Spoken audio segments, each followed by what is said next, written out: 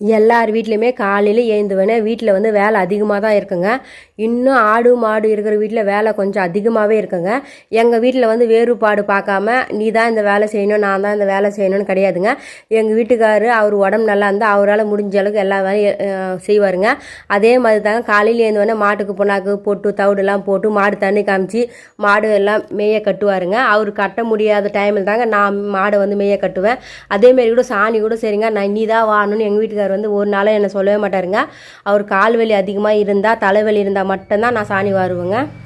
இல்லைன்னா அவரே வந்து சாணிலாம் வாரி கொட்டிட்டு வருங்க. அதேமாதிரி தாங்க மாடெல்லாம் மெய்ய கட்டிட்டு அதுக்கப்புறம் கண்ணுட்டி பாகுது அம்மா என்னை கட்டலையேன்னு அதுக்கப்புறம் எங்கள் வீட்டை சொல்லிட்டு மாடு நல்லா கோசை வச்சு கட்டிட்டாருங்க. இந்த வெயிலுக்கு வந்து கோசை அடிக்கவே முடியலைங்க. நல்லா தரை வந்து கெட்டி ஆயிடுச்சுங்க.